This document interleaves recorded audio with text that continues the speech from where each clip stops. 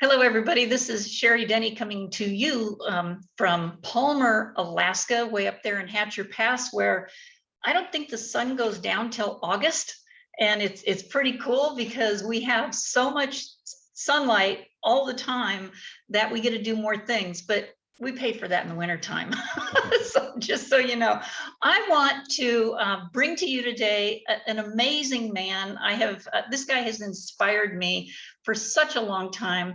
And I met this guy about 5 years ago and I was inspired by his never give up attitude. And to this day, he still amazes me with his outstanding accomplishments.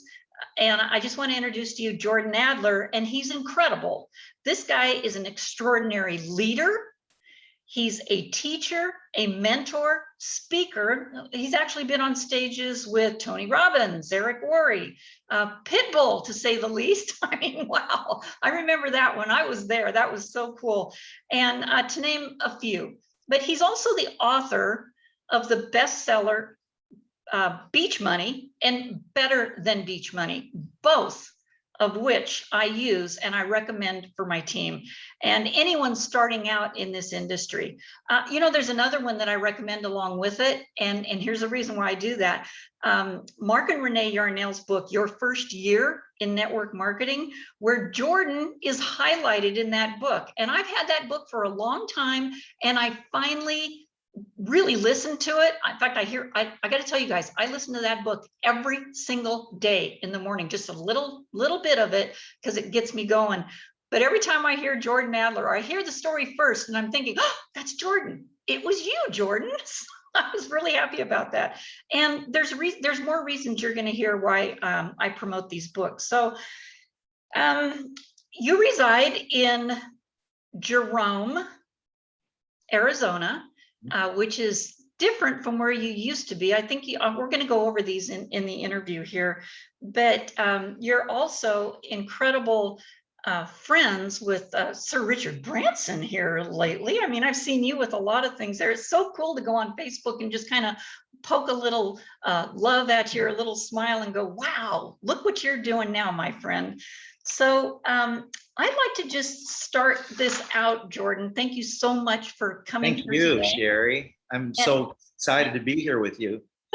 And by the way, just a little side note, I've been written about in over 100 books, and the very first book was Your First Year in Network Marketing, the one that you referenced. And what happened was I had been in 11 network marketing companies in 10 years and never made a penny. And then I started doing well in my 12th company, and I'd never met Mark Yarnell, but he heard about that, and he was writing the book, and he needed some success stories for the book. And so I got a message from one of his people. He was in Switzerland, and I got a message from one of his people saying, Mark Yarnell wants a story, and what is the toughest thing you've had to deal with in your network marketing career? Now, this is after, on my 12th company, after I started making some money and doing really well. What's the toughest thing you've gone through? And so I wrote that story and I sent it in. Well, back then, this is before the internet and all that. I never heard back. I emailed the story over and I never heard back.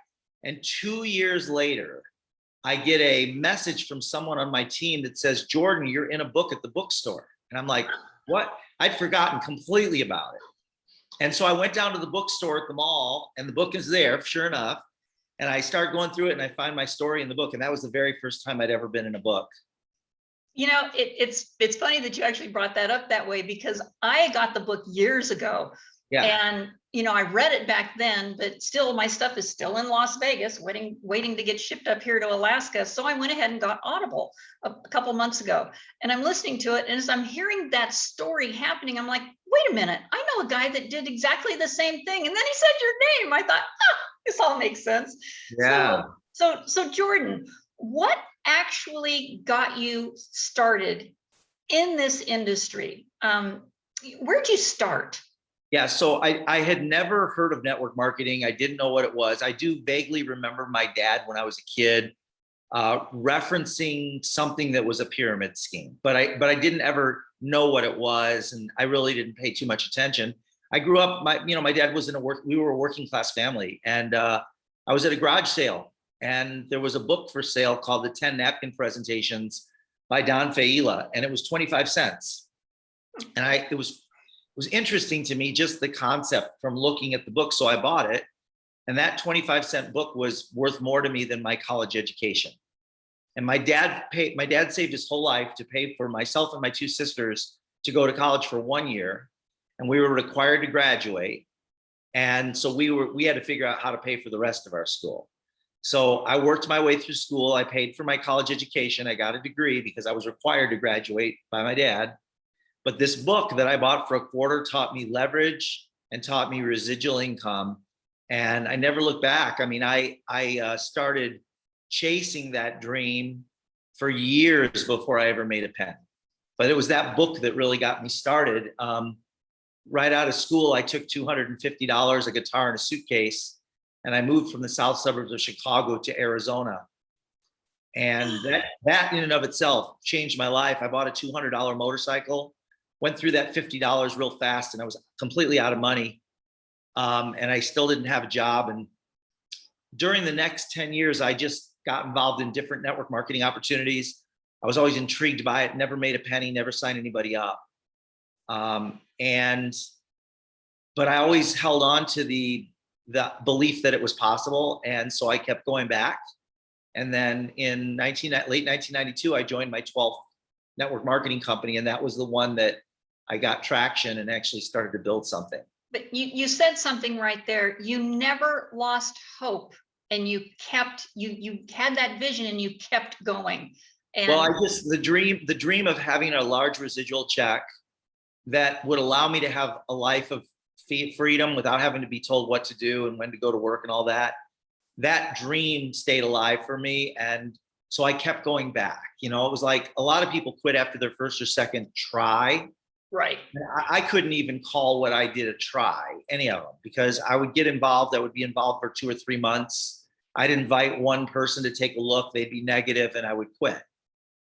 I'd get discouraged and quit. And I did that over and over and over again. And there were some that I stayed in for longer than others, but most of them I was done within 3 to 6 months. And I had already attended some of their events and met some of their people and listened to the audios and all that. But for whatever reason, at some point I would get discouraged to the point of thinking that it's not going to work for me. And so I would quit. And then I'd see something else that was really exciting and fun, and I'd jump into that. And I just did that. That's repeated that same pattern for 10 years with 11 companies. So basically you actually experienced the shiny coin or shiny object syndrome like a lot of people do. Of course, yeah. Yeah. But the thing is you said you quit, but you never really quit. Well, I quit. No, back. I quit. And then I got recharged again 6 months later, you know, where I said, I didn't see any other pathways to my dreams. It's like, I had no money. I didn't see myself as being very smart from a business standpoint. I just saw no other pathways. I was reading personal development books like crazy, but I could not see myself following any other path that would take me to having a large residual check and living the life of my dreams. I couldn't see that in any other opportunity but network marketing. Well, one of the things that I noticed when going through your book, reading your book over and over, I mean, it's a good read, it's a fast read, it's a good air flight read, it's wonderful. You set goals. And so did setting goals mean much to you when you first started? Did you know about goal setting back then? Yeah, and see, I don't even see it as goal setting as much as I had dreams versus goals. Like I didn't say I'm going to reach this particular goal by this particular date. I would just write down the things that I wanted to experience, accomplish, or acquire. I just would write those down and focus on them, kind of obsess on them. And you did. I did, and some of them were for years before, many years before I actually saw them come to fruition. The one well, there's 2 of them that are actually my favorite, but the one where you talked about the red carpet, that was a dream that you had, and it was just kind of something you just kind of pulled out of the air and just stuck it under your pillow, but you kept thinking about it. And when that truly happened as basically a fluke, but come on, it happened. I want people to read the book and hear how that story happened there. Yeah, that's in my second book, Better Than Beach Money. Yes. So there's 2 books. There's Beach Money. By the way, if you go online, this book has had 4 different covers. If you order any other cover than this one, you're going to get a book that doesn't have as many chapters. This one has more chapters. I am so glad that you're holding those up because mine are in Vegas and I only have it on Audible right now. And then this is a different book. A lot of people think it's the same book. It's not. No, absolutely different. Beach Money, which has been published 4 times with 4 different covers, and this one has more chapters, this new one. This is my second book, which is a completely different book than this book. And the story that Sherry's referring to about the red carpet is in this book, the second book. Yeah. And by the way, you guys, there's a plethora of books that are coming out that he's working on. I saw that Facebook post and I'm like, oh my gosh, you've got like a dozen that you're putting things into. Yeah, there's 10 books. The first 2 are out. Social Media Tips is out. It's called Momentum Makers. And so good. And that's the second book is 100 social media tips. The first book is success stories. And then our branding book is coming out, and we've got a team building and a leadership book, and they're all in the works. So you know what? You just totally answered my next question. So by the way, there's a different website to find that. Just follow us in the Momentum Makers Facebook group. It's called Momentum Makers. Thank you. Follow us in there. Yeah. So I love that. Thank you so much for that, because I'm going to have a lot of people following with the books that you're doing, because everything you do is spectacular. It's really helping a lot of people out. So back to the dreams here just a second. What is your most significant dream that came to fruition? The one that gets me the most excited, although I've got a number of them, that I really love. Like one of the things that I wanted to do was I wanted to make sure that the sale of my Beach Money book, the money from the book made a big splash in the world, right? Something that would really have a large, lasting, long-term impact on the world. And so originally we were going to try and put together our own, and then we tripped over Kiva. Kiva is a micro lending organization that's the largest in the world, and 100% of the profits from Beach Money go to Kiva, so that the book is feeding the entrepreneurial dreams of entrepreneurs all over the world that are wanting to start businesses in developing countries. I've literally seen some of that happening overseas in third world countries. And there's, by the way, a few women that I know that are involved in that. And thank you so much, Jordan. Yeah, it's really cool. So you can check it out at kiva.org. And we have a team, the Beach Money team in there. But that, and then the other one is more personal. It was probably the hardest thing that I've ever learned to do. And it's something that really excites me. And it was a dream that I never believed was possible. And that was to learn to fly helicopters. Yes, I love this. So and you experienced you experienced while I was in Vegas there, you actually crashed one, and we were. I was in it, but I didn't crash it. You're right. You helicopter. It was my helicopter, and I was in it, but the guy I was sitting with had the controls, and he crashed the helicopter. And the reason he crashed it is because he had never flown before, and he had convinced me and everybody else for many months that he was a commercial pilot. And you know how hard that is. Yeah, and he said he'd been flying for 20 years and had thousands of hours, and it wasn't one conversation. This was like after many, many, many months of hanging out with him. Everybody around him knew him as a commercial pilot, and he wasn't. And I turned the controls over to him while we were in flight, and 4 seconds later we crashed. And we should have both. I know. I'm sorry to interrupt you there, but I know for a long time that was hard for you to even talk about. And yeah, thank you for opening up here, because my heart just fell when I heard that. But next I saw you, and you're fine. I'm doing fine. I'm flying again. You got a new helicopter, right? Just recently? No, not yet. I lease. I just lease. Okay. So in this world up here in Alaska, we do a lot of flights, and my daughter her and her husband just bought a Cessna 120, 150. Oh, yeah. I know. So guess who's going to be taking flight lessons now? Good. Yeah, it's fun. Wow. I've been dreaming of this all my life. So I mean, since I was 8 years old. So that Yeah. connection that I had with you with the helicopter, and then you saying how hard that was to even land it within a football field, I thought, you know what? I think I'll stick with the airplanes. Yeah. So I'm so glad that took place. But also, one of your big deals was space. You are basically obsessed with space. Yeah, I mean, well, just like most kids, when I was 6, 7 years old, I'd lay in the grass in the backyard in Chicago. And in Chicago, it's not like Alaska with the stars in Alaska. You can actually see the stars in Alaska. If you look on a good night, you might see 5 stars in Chicago. I thought there were only 5 stars up there Oh because my. growing up in Chicago, that's all you could see. And because of the Chicago light and the pollution and stuff like that. But I used to lay in the grass and look up at the stars and wonder what it would be like to be in space. And just like many kids do that, right? For every 500,000 kids, there's one that becomes an astronaut. And I didn't feel smart enough to be an astronaut at any age. And so, and I knew I would never be a pilot, and I knew I would never be a flight engineer. And so I knew I would never be an astronaut. And then years later, I meet a woman that is selling tickets on Virgin Galactic civilian space program. And we got into a conversation, and one thing led to the next, and I ended up, it's a long story, but to make us, and it's in the book too, I believe. I read that as well, and I was like, Yeah. wow.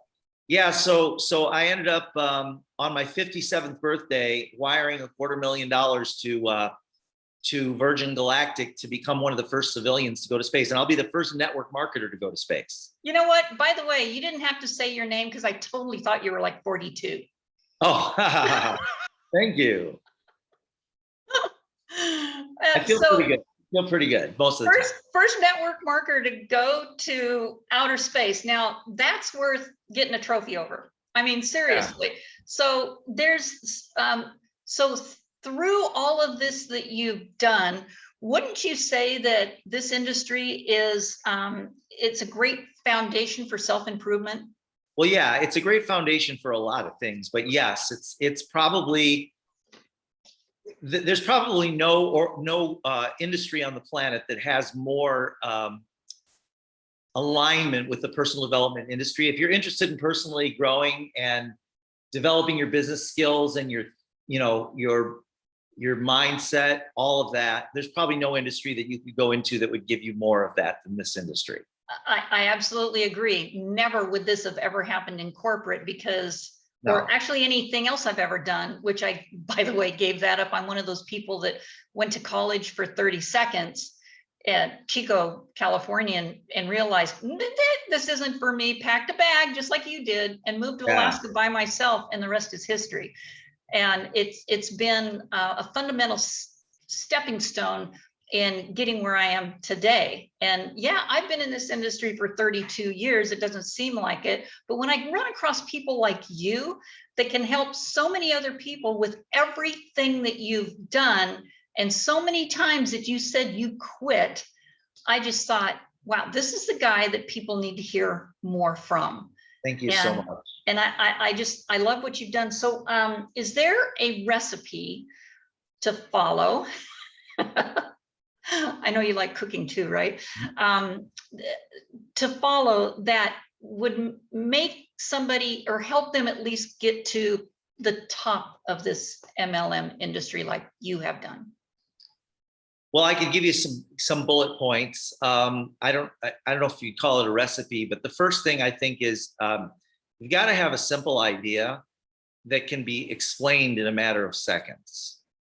So if you find yourself, and it's not so much what your company offers, it's you finding an avenue within your company, a message within your company, a process within your company, that when somebody asks you what you do, you can tell them in a matter of seconds.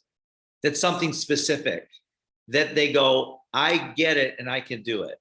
That's the first thing. It has to be simple. The second thing, I think it's simplicity, consistency over a long period of time, repeating that and then teaching it. If you want to make a lot of money in network marketing, help a whole bunch of people make a little bit of money. Excellent. That's how you make a lot of money, is help a lot of people make a little bit of money. And the way that they're going to make a lot of money is to help a lot of people make a little bit of money. But I think it's a combination of simplicity, consistency, and then also staying with it for the long haul, doing the work. Stickability. Yeah, sticking with it. Yeah. Stickability. So I realized about 80% of the people, you know, the 80-20 rule there, 80% of the people just won't do what, let's say 10% of the people will do. And then there's another 10% that will do anything and everything that you might even take that down to 1 to 3%.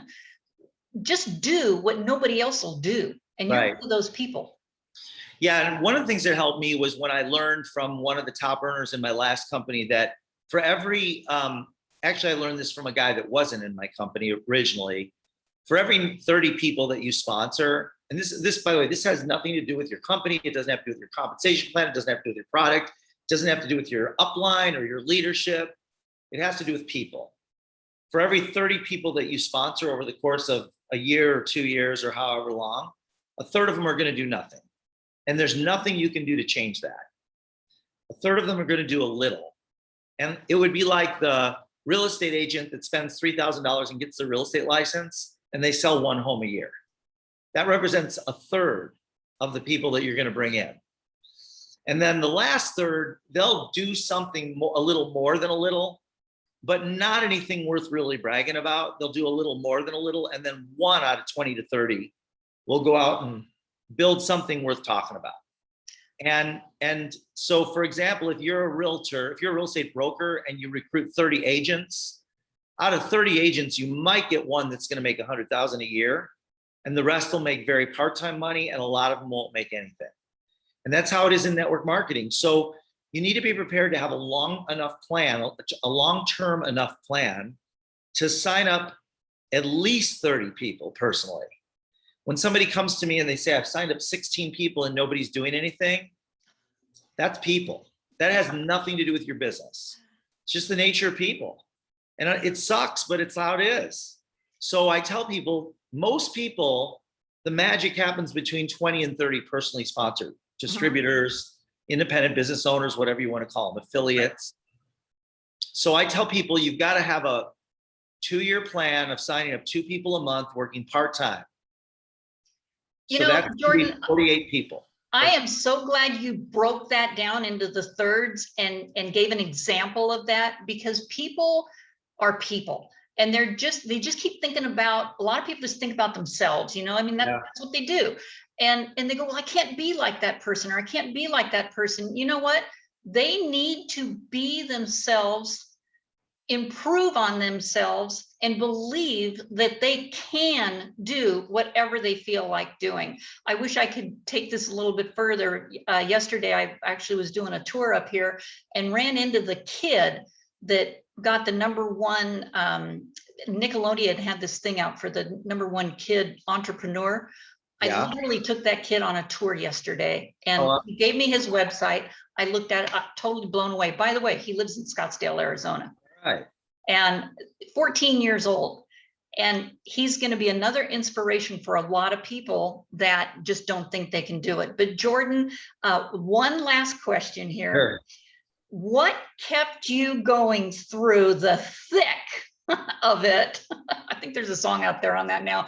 The thick of it, the hard part, the tough times. What kept you focused? Well, first of all, just the nature of being human, you're going to have a lot of really tough things that come up. Like, we get married, we get divorced, we have kids, we lose people important. We lose people that are important to us, like our parents. We have illness. The world is going through incredible transition right now, and there's a lot of things to think about and worry about and get upset about. That's the nature of life today, right? For everybody. Right. So I don't care. Nobody's immune from that. Nobody. And no matter how much money you make, you're not immune from it. Right. So being in business, whether it's traditional business or network marketing, you have to make your decisions as to whether you're going to work based on your commitment, not based on how you're feeling.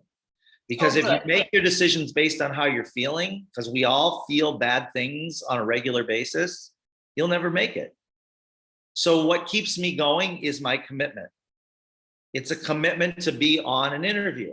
It's a commitment to share my business with people that I've set appointments with.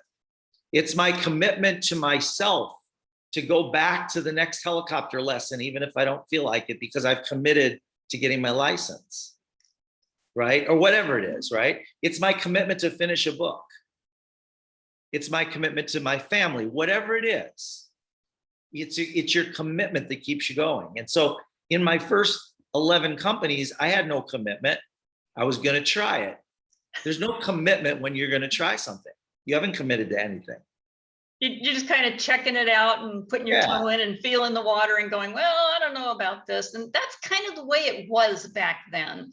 Yeah. But now to see somebody, and several people have done this. I mean, when we go to Eric Worre sessions, you know, there's so many amazing people that are seven-figure earners, seven-figure a month earners. I mean, it's just amazing what I've seen transpired here. And I am just so thankful that you're my friend. And I was able to give you a little Facebook message there. And just out of the, you know, I just felt this need that I've got to get this guy on an interview. I have got to step out of my own comfort zone. And I've done really well in this industry. Yeah. When I grow up, I want to be like you. Oh, you're so nice. Thank you. So I just want to thank you for all of your words of wisdom here, your golden nuggets that you've thrown all over the place. So I'm sure when people listen to this from my team, they're going to be taking notes. So well, hi everybody from Sherry's team. Thank you so much, Jordan. Thank you. And, hey, by the way, follow me on Instagram. Everybody follow me on Instagram. Oh, it's Beach yes, Money please. Jordan. Please do. Jordan, and that's what you're under is Jordan Adler? Beach Money Jordan. Beach Money Jordan, you guys follow him on Instagram. Let's get those numbers up there as well. And hopefully, because of COVID, I still can't get through Canada, but I'm hoping to be down there in October and maybe go to a retreat with Tina and Kelly. And if you're around, I'll come up to Jerome and say, hey, because I know I'm going to be going to Flagstaff. Canada, right? Say what? Jerome's in Arizona. You know that? Well, I have to drive through Canada to bring my stuff up to Alaska. Gotcha. That's what that was about. Okay. All right. Yeah, not to confuse you, but yeah, geographically, yeah, I'm going to be going down to Arizona, get to Nevada to get my stuff, go back down to Flagstaff, and through there, I'm going to be passing right by you, buddy. So, right on. If you're home, we'll have to stop. I'll stop in the ghost town. Okay. Sounds good. Sounds good. All right. Thank you so much for inviting me to be part of this. Bye, everybody. And thank you again. Thank you so much. Have a really good, pleasant day.